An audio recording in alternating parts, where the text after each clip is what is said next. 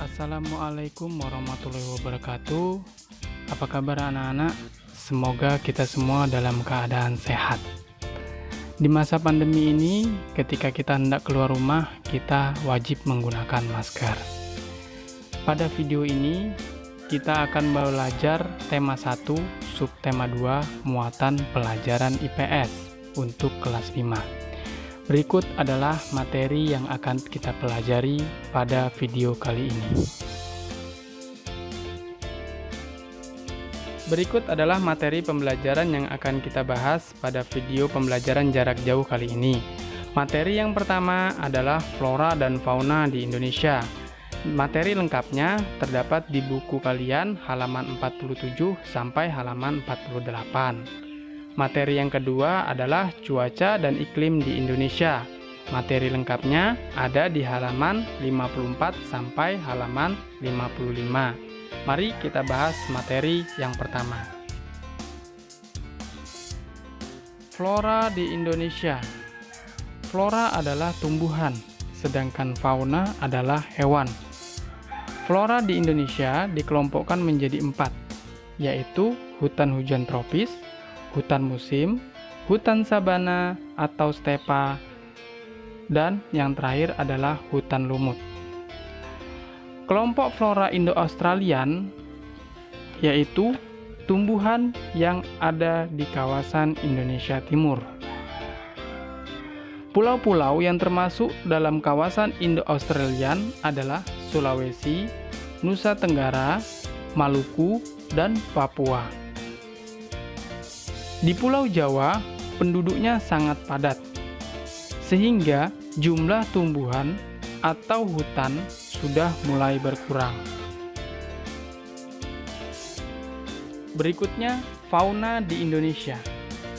Fauna atau hewan di Indonesia, menurut ahli flora dan fauna Alfred Weber dan Wallace, dibagi menjadi 3 bagian, yaitu fauna asiatis, fauna peralihan, dan fauna australis.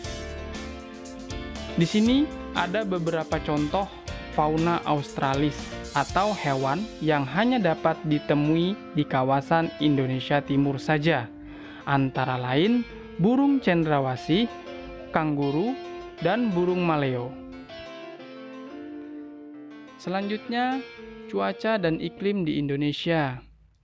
Cuaca adalah keadaan suhu udara, tekanan udara, curah hujan, angin, sinar matahari pada waktu dan tempat tertentu.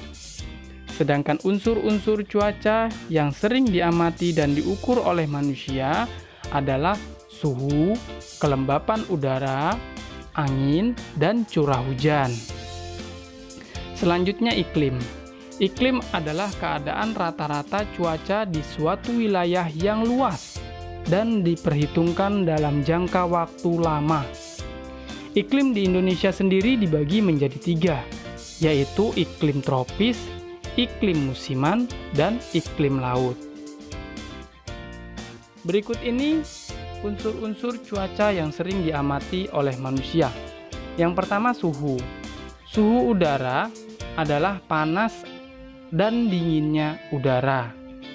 Yang kedua, kelembaban udara adalah banyaknya uap air yang terkandung di udara.